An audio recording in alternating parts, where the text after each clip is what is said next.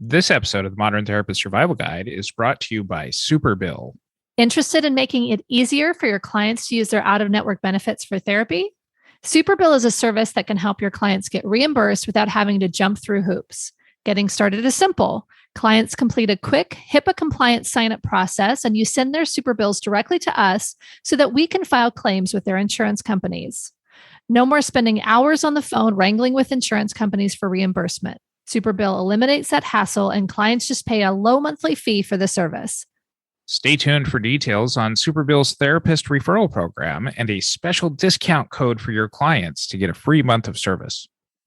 You're listening to the Modern Therapist Survival Guide, where therapists live, breathe, and practice as human beings. To support you as a whole person and a therapist, here are your hosts, Curt and Katie Vernoy. Welcome back, Modern Therapists. This is the Modern Therapist Survival Guide. I'm Curt with Katie Vernoy, and this is the podcast for therapists about the things that we do in our office, sometimes the work that we do with our clients, and always exploring the ways that we can do better for our profession and helping with clients. And this week is Eating Disorder Awareness Week, and it's been a while since we have talked about eating disorders here on the podcast, and wanting to explore a little bit about some of the ways that we can potentially know where our limits are in working with these populations.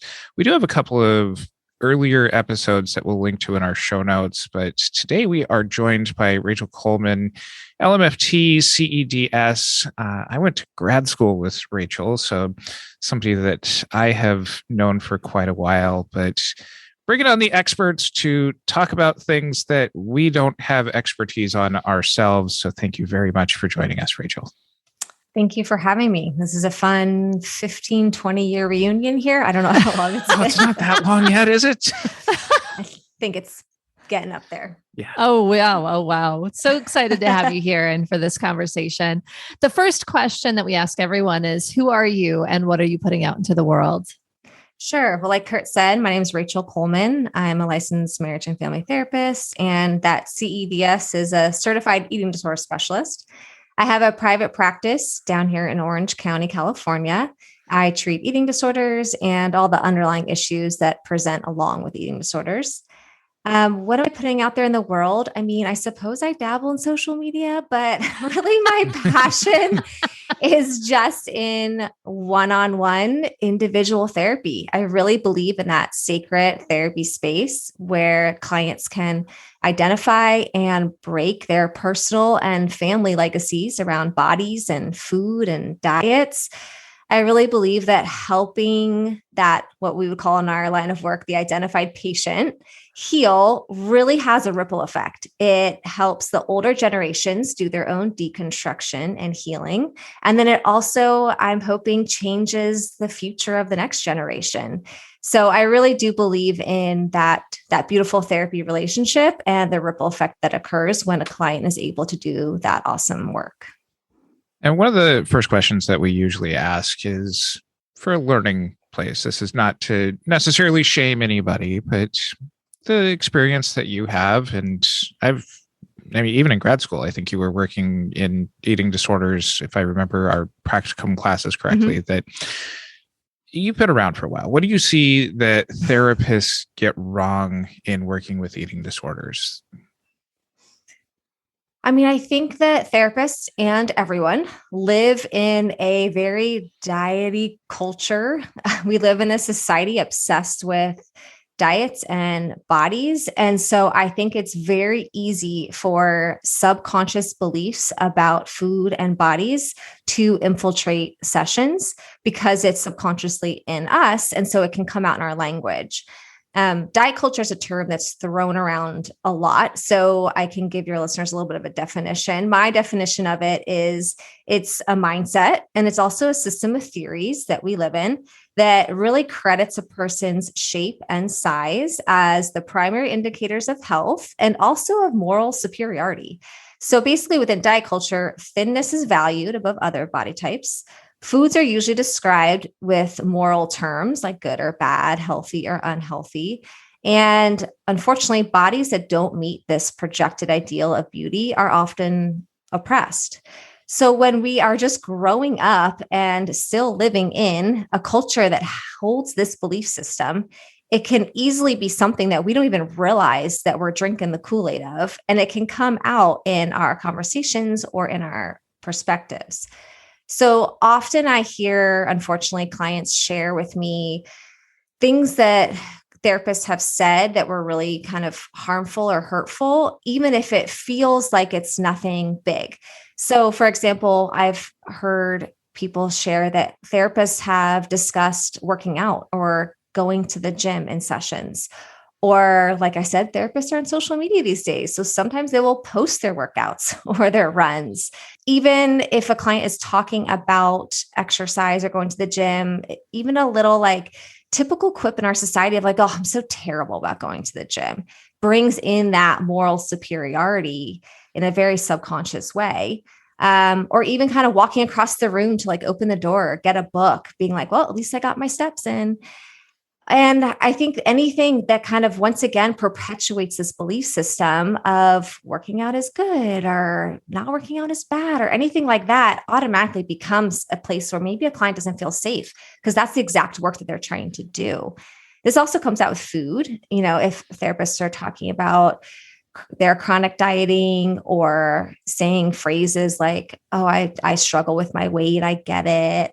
Or feeling like foods, if they don't believe that foods are neutral and they're coming out in sessions with conversations about, oh, trying to eat healthier or foods are good or bad, basically sharing personal experiences about fad diets or even lifestyle changes. I'm using air quotes, anything that kind of just continues to perpetuate these beliefs about food and bodies can really create a space where a client doesn't necessarily feel safe to interrupt any patterns or behaviors that they have been suffering from.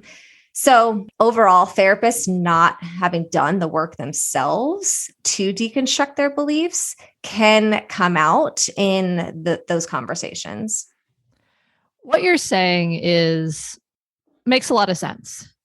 And I'm finding the bias that I have from society coming up. And so I want to, if it's okay with you, I want to play with this a little bit because there's a question that I've had for a while, and it's hard to know how to manage it. I was in grad school longer ago than the two of you were.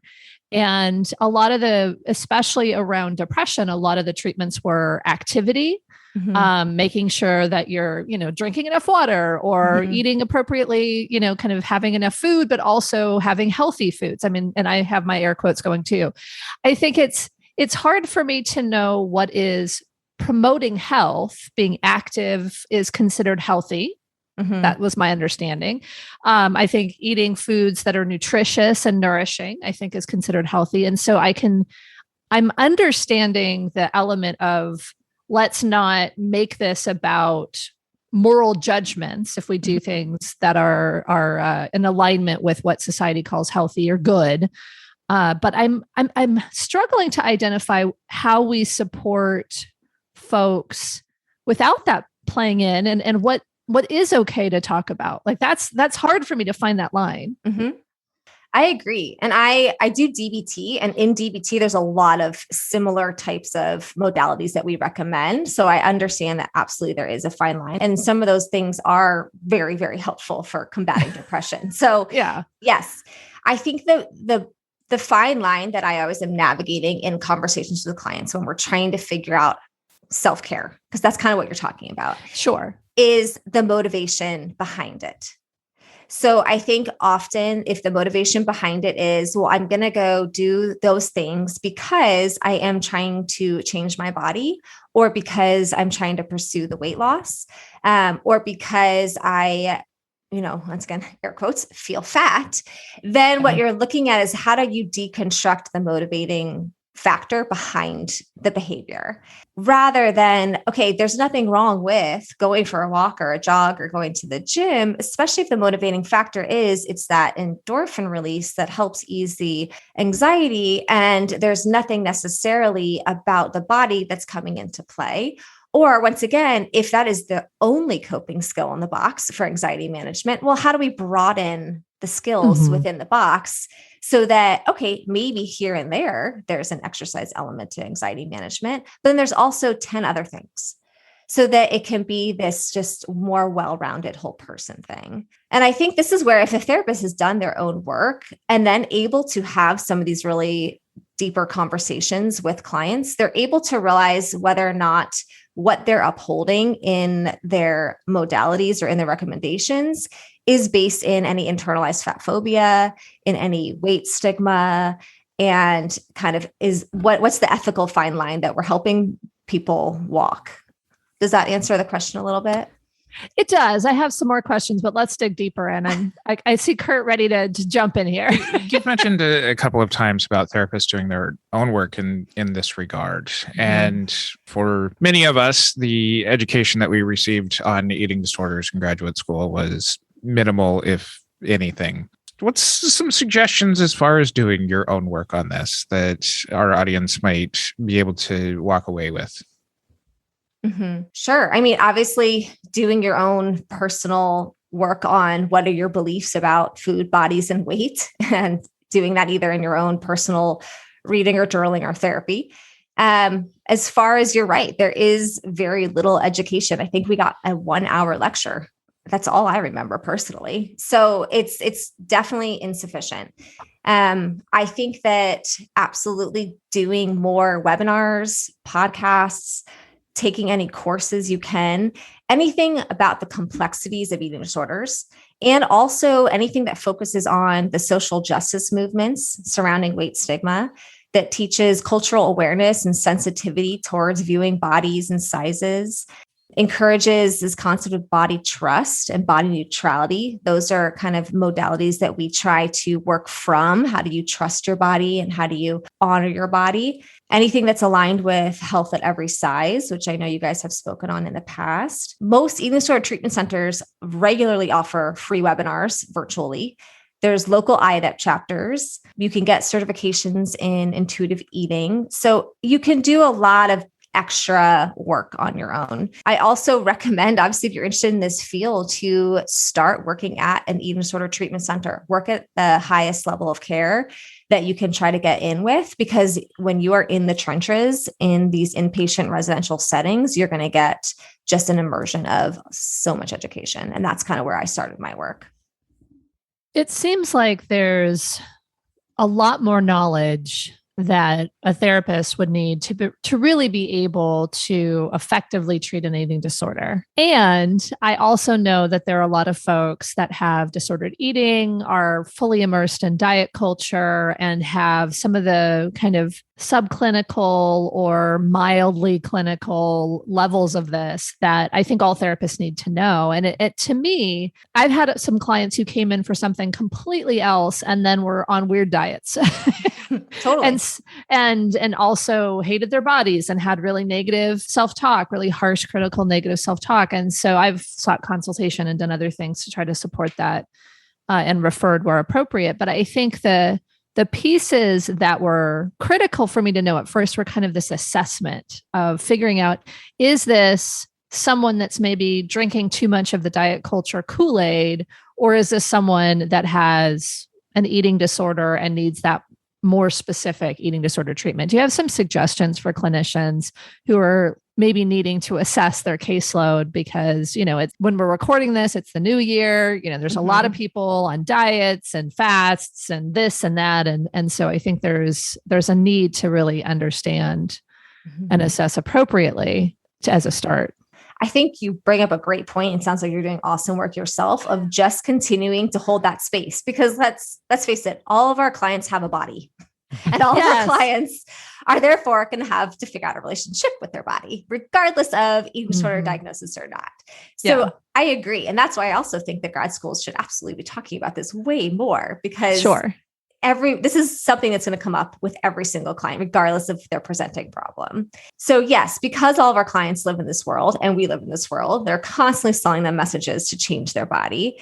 the impact of that messaging will vary. And so you're right. You're going to have to kind of evaluate where the client is on the impact of this messaging and then how much they're applying this diet culture messaging. Whenever we can just open up this therapeutic space to be a comfortable place for a client to process their connection with their body, their relationship with the scale, the trust they have with their hunger and fullness cues, with their body size and shape, whatever past or present body insecurities that they have and how it's impacting their ability to function now, ways that they've used food to cope with those feelings, any internalized beliefs they have about their body from past bullying, from childhood, from parents. What was it like at the family dinner table for them growing up? Was there a family dinner table? And just all of the different layers of how a client feels about food and their body. Every client has to eat 5-6 times a day. They have to figure out how to dress their body, how to take care of it, how to get good sleep. So I think having a safe space with that neutral energy is a really great space. So anyway, that kind of is touching on that piece. As far as the assessment's concerned, I think you're really looking at the impact of any behaviors or patterns on daily functioning. Anytime a client is choosing to focus on weight or body and sacrificing other things that are aligned with their value system, then it starts becoming something where, okay, obviously this is becoming your priority. And I don't think your priorities are in alignment right now with everything else that is really important to you and makes up your identity. And so we have to kind of make sure that then at that point, whatever these behaviors and patterns are, become some of our primary goals and focuses to treat. And if that feels like it's something that it starts feeling like it's out of your scope because the client feels out of control. They're not able to pull back anything. They're not able to easily make those tweaks and go, oh yeah, you're right. Wow. So curious. I'm going to try something different. When it feels like it is fear-based that they're doing these behaviors and patterns, they can't make those changes easily. It's impacting their ability to be in social relationships, go to work, choose other things that are important to them. And then you're probably looking at something that's a little bit more deeply embedded.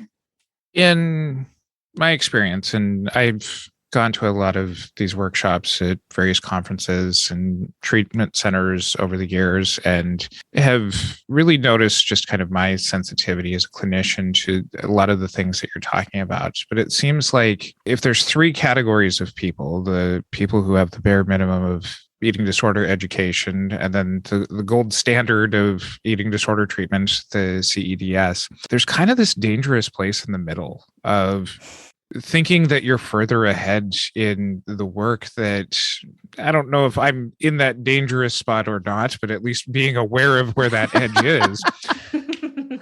Yeah, you and me both, buddy. But it seems like this is a time that's really ripe to be making some of those mistakes that you're talking about. And a big part of what we talk about on the podcast here is about being a little bit more transparent with your life. And you brought up social media earlier and some of the ways that clients might have access to therapists' life in some of these ways before. Do you think that this contributes to maybe some of that fear of treating eating disorders in a lot of the population, is that having to look at ourselves in the way that we're putting ourselves out there is just easier to pretend that it doesn't exist? Maybe. Yeah, you're right. There is a dangerous space. And yet I'm absolutely not someone who's like, don't even go there. Leave it to the experts. Like, again, because all clients have a body, everyone is going to have some element of conversation about this. I think there are a couple reasons why many therapists feel apprehensive about treating this and they're not sure what to do. And part of it, is I think that a lot of people secretly know that maybe they don't have peace with their own bodies, or they do have some of that secret fat phobia, or they have their own struggle with repeat behaviors. And they're concerned about their ability to stay neutral, not have any transference or countertransference that are impacting their therapeutic relationship. So you're right. I think it's one of those things where it's like, in order to feel like you're navigating this, you do have to have a sense of peace and neutrality in your own personal life that is really, really important.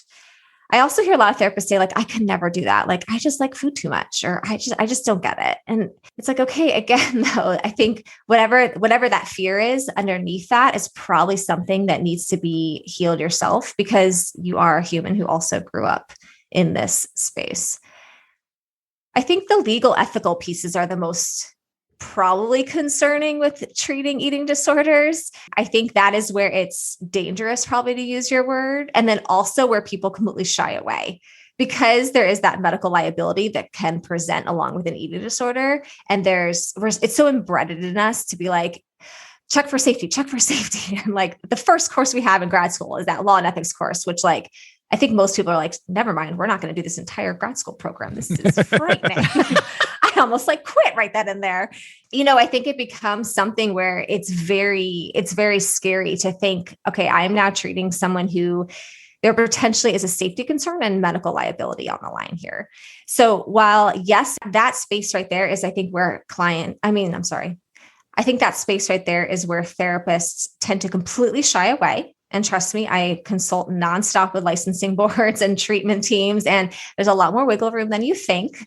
I'm almost always with a treatment team. There's almost always a dietitian on board and a medical doctor on board. And then most often than not, we are also referring to those higher level of cares, the inpatient and anything to get them the stabilization needed so that we can continue treating outpatient. And then I also think that people underthink them. And that is where the dangerous space comes in. Again, people kind of just think, well, that behavior is normalized in our society, so I'm not concerned about it. And they forget to ask questions about, heart rates or sleep or how much water clients are or are not drinking, or clients are saying they are eating out, but therapists aren't asking, well, how much are you eating? And what else are you taking? And they're not asking the little detailed questions that if you start kind of having an awareness of how eating disorders present, then you're able to realize, oh, this might actually be more severe than my brain kind of caught on initially. I know for myself, when I've had clients that have started to have behaviors that were of concern and I pulled out into a team, I was honestly surprised by some of the information that hadn't been shared. Part of it is I'm not a medical doctor, I'm not a dietitian, so I'm not necessarily asking really, really specific questions. And this is leading to my question, but like some of the medical questions, I don't think to ask. I'm not a medical doctor, but it sounds like you're saying maybe we should. And so I guess the question is, how do we ask some of these questions and stay in scope of practice? I think asking questions is different than like treating the answer. Okay. Okay. So that makes sense. I think I often ask, how does your heart feel when you sit or stand up? Oh, it's funky. Okay, let's go. Let's make sure you definitely go to your doctor. I want you to go to the doctor and have that conversation. And then I'm going to have you sign the release, and I'm going to consult with the doctor, because I think we need to make sure that that's okay. Or, if it's a female, I'll ask, when's the last time you've gotten your menstrual cycle? Okay, it's been 3-4 months. All right, you know what? I want you to go to your doctor, an OBGYN, and get that checked out, because it can be a sign of malnutrition. And so I want you to make sure that that is ruled out or ruled in, so we know how to proceed.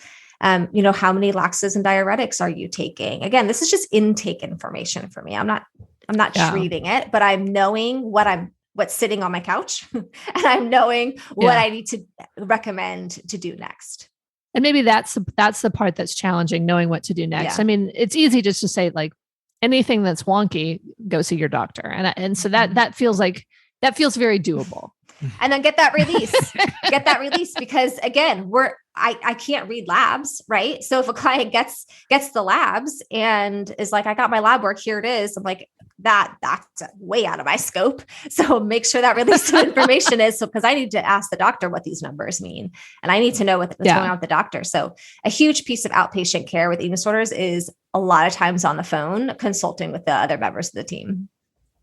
Mm-hmm. I want to change the conversation a little bit here to the client end of things, and why you see that people with eating disorders don't necessarily seek out treatment. I mean, I think there's a huge shame cycle that is, in rotation here. A sense of going, I am scared to talk about how out of control I feel about certain behaviors. And then I also feel a little protective of those behaviors because they probably came into fruition to protect me from something, protect me from weight stigma, from trauma. They eased my anxiety. And so it feels like you're asking someone to give up their greatest resource and also their greatest source of misery. And there's, I think, a lot of shame that clients identify that they are in this cycle and they are kind of stuck in this space. And it makes them hesitant, I think, to seek out that treatment because they're going to have to lay it all on the table and kind of figure out what they need to tweak. How do we as a profession kind of contribute to some of those fears? That's a great question. I'm sure there's a sense of trying clients feel like we're so hyper focused on the behavior that we're maybe pushing them to give something up that they're not ready to give up. And so it feels like they're held accountable, which again is that fine line of like, of course, we want them to feel like there's some sort of safety and accountability in sessions, but we also don't want to give them ultimatums or feel more ashamed if they did struggle with behavior in between sessions, so that then they're going to be avoidant of coming and processing what's going on. So I think holding that safe space to say, this is really hard. This is a really, really challenging, complicated cycle to break. And I'm going to keep my fears of liabilities and legal and ethical stuff at the door so I can hold a safe, neutral space in the room for you to kind of process through where you're at and how we can continue to support you. To me, it seems like the risk elements are the things that therapists probably could get tripped up on pretty quickly, especially if they've got a longstanding client who's showing up with some of these behaviors, they're getting out of control. And I know probably a number of therapists that are listening, that was a pandemic thing. Clients that had been fine, had an eating disorder long, long ago, all of a sudden it popped back up during the pandemic. And now they've got this longstanding relationship and referring out feels a little bit daunting and not advised, right? And so I think for me, I think the thing that would be helpful is talking through some of that risk. Like, when is it okay to kind of allow the client to be in their process? And when is it like, no, this is a danger. Like, I need to take some big steps. I mean, I'm not a legal ethical expert here. Call your licensing board. But when would you call your licensing board, I guess is what I'm asking. Yeah. I think when it comes down to a sense of like, is this client medically able to take care of themselves and safe in between sessions? That is 100% a call to a licensing board. I've been calling, you're right, the licensing board more and more and more since the pandemic started too. I feel like more than ever because cases are more acute than ever. And one of the biggest challenges to treating disorders right now is that the inpatient residential high levels cares have 2, 3, maybe more month wait lists. So you have someone who needs to be in a hospital and they can't get in for weeks. Well, you're not going to just terminate care, obviously, but also now you're treating a client who's potentially not appropriate for outpatient. I've been having a lot of very candid conversations with clients, treatment plan contracts, which is going based on how you're presenting. This is the course and plan of treatment that is recommended. These are the steps I want you to take. This is the timeline we're both agreeing on. And if the treatment plan isn't able to proceed as we're discussing, then it's not going to be a good fit for us to continue to work together. So I have lots of very candid conversations. I have contracts for safety. I have lots of case consultations. I have mandatory requests for clients to be seeing a dietitian how many times a week or a doctor how many times, so that there is a sense that there are multiple eyes on the person. So we do a lot of conversations about that, just to kind of try to make sure that clients are getting the containment and the support and they need, while also staying safe and also working with the system that we're kind of living in right now in the pandemic, which is not, unfortunately, a rapid and perfect one. Well, on the other end of things, if someone's fasting or if someone is restricting or purging or those kinds of things, I mean, those things are not going to change overnight.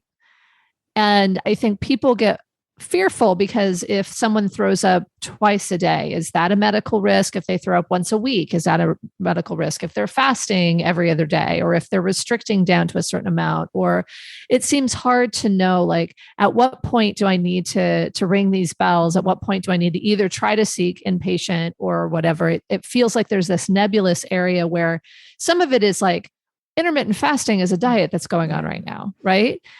Restriction and deep restriction as I saw this was many, many years ago, but restricting calories down below a certain point for long periods of time was shown to have health benefits or something. It's stuff that doesn't make sense. There's also the whole medical model that's giving us information that doesn't align with this anti-diet culture. And so I think for me, it feels hard to sort out, when is this, I'm holding space and we're talking about it, and when is it, hey, I need to get this person to a doctor or say, like, no, you have to change this or else I'm terminating you.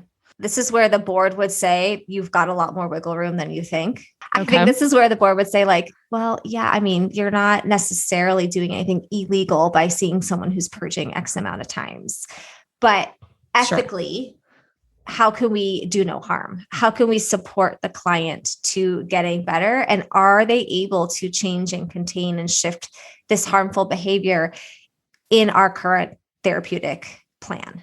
I think the examples you just listed absolutely warrant a higher level of care. That is something I would probably easily identify based on how you're presenting, based on your frequency of symptoms. You definitely need a higher level of care. Now let's talk about what the plan could be to get you there. And if it takes a few weeks, I'm here. And if it takes a little while to convince you, then let's talk about stages of change. Let's talk about pre-contemplation. Let's talk about all of the other things that we can talk about and spend time exploring while still holding a boundary of, listen, I think that you need more support than I can offer you in order to get these things changed. And these things are scary, and medically it's not okay for your body. And so I can't just sit here and be like, we're going to process how you feel about this for weeks and weeks on end. We have to kind of hold that fine line. It's funny you say that and about, like, when should you refer to the doctor? I mean, for me, that's just kind of my standard. Like, if you're going to be seeing me outpatient and you have a diagnosable eating disorder, you will be in a team. I am not going to be your only provider. Makes sense. One of the big trends in our field is the role of lived experience that a lot of clients are seeking out, and kind of looking at the ways that some of the therapist behaviors that you're talking about earlier can trigger clients. Do you have any recommendations for people with lived experience as far as how to walk this line and being able to talk about their own perspectives of having received ED treatment in working with clients who are presenting with ED related behaviors?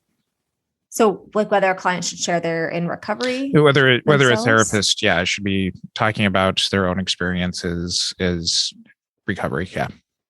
I mean, I do think that a lot of clients do feel better if a therapist is able to identify and reveal that they are recovered themselves and they've been there. I don't know if details are needed. I think it can be one of those things where what you're really trying to validate is the client's pain. I can see your pain.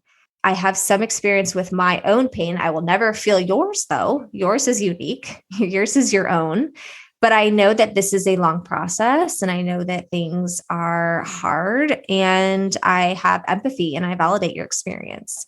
I don't know if therapists need to go into details about their own stuff, because the nature of an eating disorder is to be highly competitive and to be comparing a lot, and comparing when you're in an eating disorder only makes you feel worse. It never makes you feel better. I think you definitely want to make sure you're not triggering clients' eating disorder brains to start doing extra comparison and calculation, but maybe a general sense of I validate and see your pain. And I also know that recovery is possible, because a lot of times when a client's struggling, they don't think that there's hope. It doesn't feel like there's a light at the end of the tunnel. And so if there's things that a therapist can say that will make clients feel hopeful and know that recovery is possible, then I think those things are really therapeutically beneficial, but probably best to keep personal disclosures out of the therapy room. One last question is, looking at the way that ED is taught what would you add to curriculums to help people better be able to be prepared in working with this kind of a client population? That's a great question. I think what's missing is the complexities of how eating disorders present. I think we get the little box DSM criteria, but we don't really get the fact that every single eating disorder is as unique as the person. So no eating disorder is the same. Sitting in a room and being able to ask a lot of these questions that we're kind of talking about, I think it'd be really beneficial for therapists to be educated on the various non-stereotypical ways that eating disorders present and all the great questions that people can ask. I do talk at grad schools a lot. And when I do, I bring my intake forms and I pass out my intake forms for students to look at, because one of the things I want to teach them is what questions to ask and what things to look for. And just it basically gives them a better understanding of what an eating disorder is even going to look like on your couch, the various ones, the examples, and just all the very detailed variety of how these diagnoses can present, so that they're able to recognize it. Because otherwise you just get the DSM criteria and the Hollywood movies, which are portraying anorexia in one way. And it's not sufficient enough. Where can people find out more about you and your practice? Sure. So my website is www.rachelcoleman.ceds.com. And that's probably the best bet. Like I said, I suppose I dabble in social media. So you can find me. It kind of takes some months off. And then sometimes I'm like, oh, I have some thoughts. But my Instagram is at Rachel Coleman MFT. And I have a Facebook page with my name as well. And we will include links to that in our show notes. You can find those at mtsgpodcast.com. And you can follow us on our social media. Come and join our Facebook group, the Modern Therapist Group, and share with us your experiences of eating disorder education or lack thereof, and things that you would do to help better our field when it comes to serving all clients. And until next time, I'm Curt Widhelm with Katie Vernoy and Rachel Coleman. Thanks again to our sponsor, Superbill. If your practice doesn't accept insurance, Superbill can help your clients get reimbursed. Superbill is free for therapists, and your clients can use the code SUPERBILL22, that's SUPERBILL22, to get a free month of Superbill. Also, you can earn $100 for every therapist you refer to Superbill. After your clients complete the one-time HIPAA-compliant onboarding process, you can just send their Superbills to claims@thesuperbill.com. Superbill will then file claims for your clients and track them all the way to reimbursement. By helping your clients get reimbursed without the stress of dealing with insurance companies, Superbill can increase your new client acquisition rate by over 25%. The next time a potential client asks if you accept insurance, let them know that you partner with Superbill to help your clients effortlessly receive reimbursement. Visit thesuperbill.com to get started. Thank you for listening to the Modern Therapist Survival Guide. Learn more about who we are and what we do at mtsgpodcast.com. You can also join us on Facebook and Twitter. And please don't forget to subscribe so you don't miss any of our episodes.